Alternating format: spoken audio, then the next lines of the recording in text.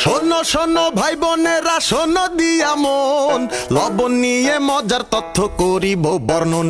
আহা করিব বর্ণন। তুচ্ছ করো না তোমরা লবণকে আজ, এক সময় লবণেরই ছিল ভারী কাজ।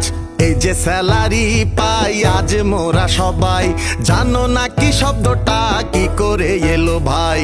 প্রাচীন রোমে সৈন্যবাহিনীতে লবণ কেনার জন্য যে টাকা দেয়া হতো সেটাই স্যালারি। সেই স্যালারি শব্দটি এসেছে সল্টের রোমান শব্দ স্যালারিয়াম থেকে। সততা বোঝানো হতো সেই সময়কার, তুলনা থাকতো সবকিছুতেই লবণ খাওয়ার।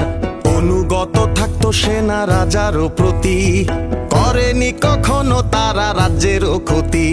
যার নুন খাই তার গুণ গাই প্রবাদটি সেই প্রাচীন আমল থেকে চলে আসছে, যা সত্যি অনেক গুরুত্বপূর্ণ আমাদের জীবনে।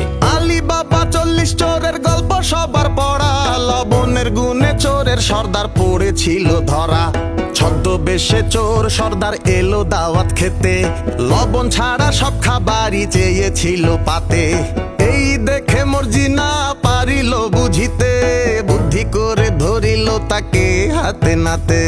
আলী বাবার বাসায় চোর সর্দার লবণ খায়নি, কারণ সে তার ক্ষতি করতে চেয়েছিল। আর লবণ খেলে সে তার ক্ষতি করতে পারবে না, তাহলে কেন আমরা নিজের দেশের লবণ খেয়ে দেশের মঙ্গল চাইব না? ছোট থেকে বড় হই দেশের লবণ খেয়ে, খারাপ কিছু করি কেন সেই কথা ভুলে?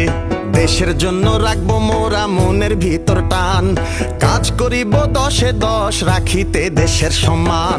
দেশের জন্য ভালো চিন্তা ও ভালো কাজের ক্ষেত্রে সব সময় থাকতে হবে আমাদের 10-এ 10। ঠিক যেমন ফ্রেশ সুপার প্রিমিয়াম লবণ, বাজারের 10-এ 10 লবণ।